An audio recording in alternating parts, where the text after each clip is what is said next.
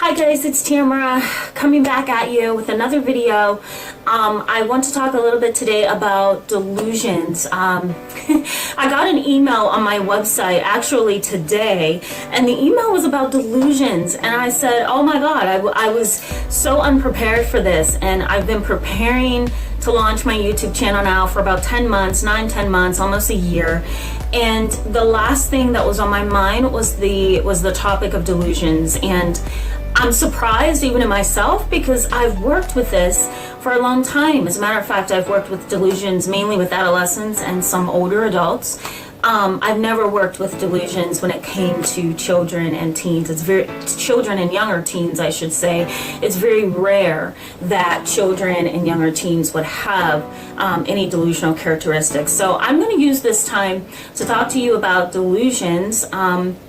And I'm also going to talk about hallucinations because I think both typically get confused.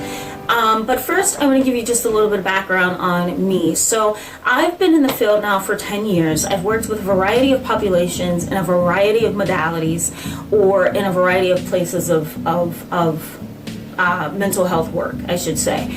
I started seeing adults for therapy back when I was about 22, and I was in graduate school, and I had started my internship with a teaching university or slash hospital, and I had worked with a bunch of adult clients who were struggling with psychotic symptoms. I worked with people between the ages of 30 and 60 at that time because I was trying to find what's my niche and where I'm supposed to be. And so I started working with adults who suffered from paranoid schizophrenia, which consisted also of delusions, and it also consisted of hallucinations. And I remember working with these individuals wondering why the field of psychology has had such a difficult time working with these individuals.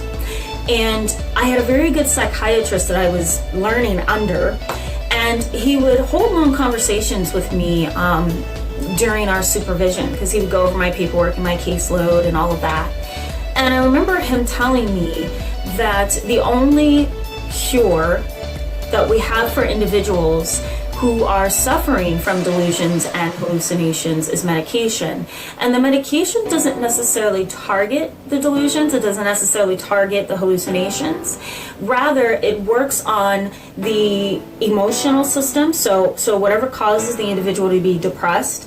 It also works on withdrawal and isolation, impulsivity, and sometimes sleep. But we as a field of psychology still aren't sure necessarily how to help individuals who are suffering from psychotic delusions. Sometimes medication can be very effective. Other times therapy and medication can be effective, but still even then, the success rate can be pretty low, especially in hospital and residential settings. I had that experience, and I had worked with these adults for about 2 years before I realized that, okay, my niche is children and adolescents, families, parents, and caregivers. Prior to that, though, I worked 2 years with the adults who were psychotic and suffered from paranoia, delusions, and hallucinations. So I want to share a little bit of my knowledge of that with you today. There are definitely experts who know a whole lot more than me, but since I got this question today, I figured that I would share the answer with you today. So let me define what a delusion is. A delusion is a strong belief held to be true despite evidence to the contrary. Okay, it's a little bit difficult because a lot of people say, well, wait a minute, I'm a Christian. I believe that, God was the father of Jesus, and that's not a delusion. That is very true. I also am a Christian, and I believe in that, and I live my life based on that.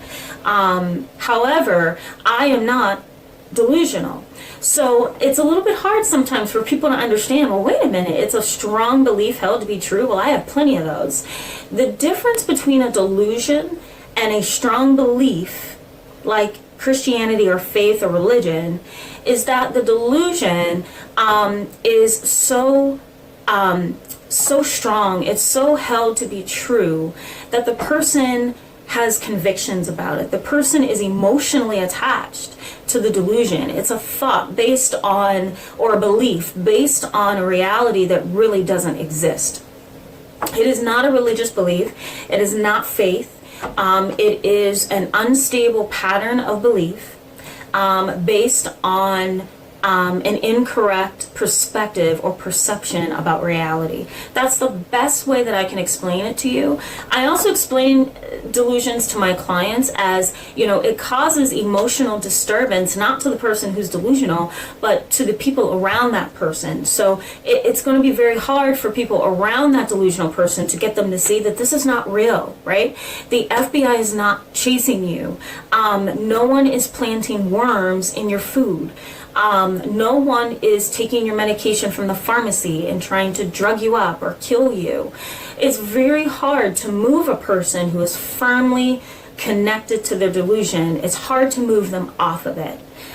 So that's a delusion. Paranoia can also be a delusion, but the difference, I think, between a delusion and paranoia is that the paranoid person can almost sound non-bizarre. So their delusions can also be non-bizarre as well. So let me just clarify that. But a non-bizarre delusion or a non-bizarre paranoia it's something that can actually be true. So a non-bizarre delusion or a non-bizarre kind of paranoia would be my postal worker isn't giving me my mail every week. Like he's missing my mailbox. He's putting other people's mail in my mailbox, right? That is something that can really happen.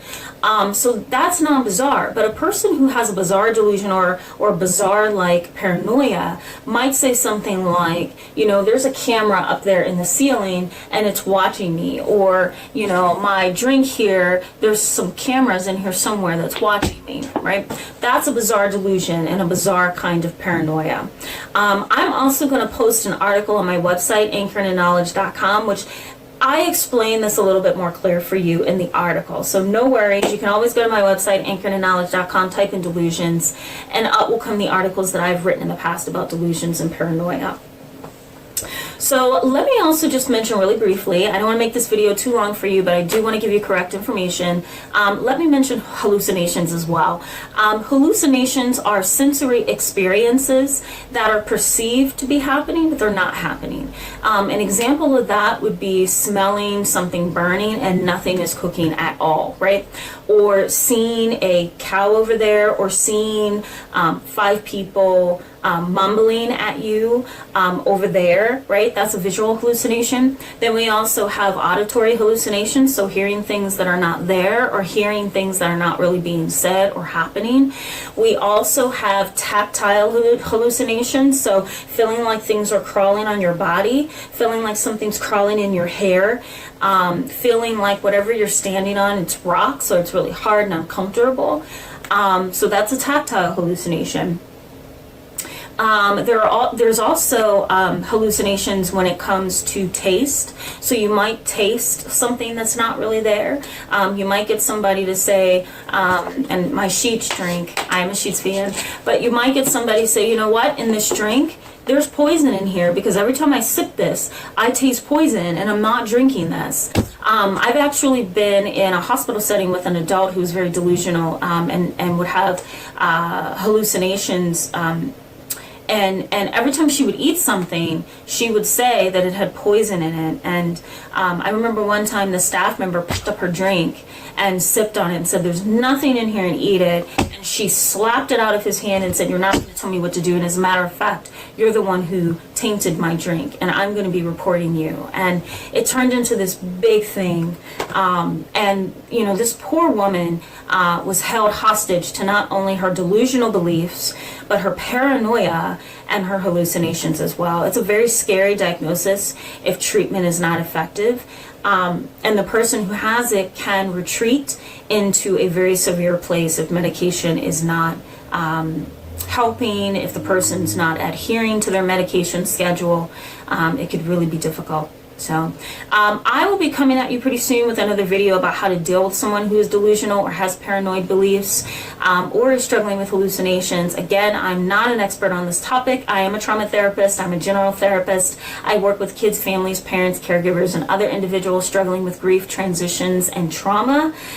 So I am not an expert on psychotic disorders, but I can say that within the 10 years of working in this field, I've worked with at least 7 people who have been diagnosed paranoid schizophrenia.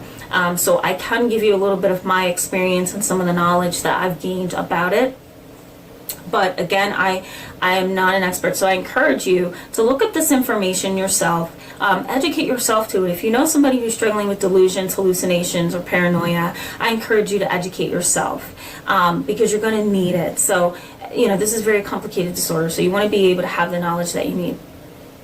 Alright guys, so thanks so much for visiting me today. Go to my website at anchoredinKnowledge.com, scroll down to the bottom of the page on the home page, and you can send me a voice message if you have questions for me or feedback.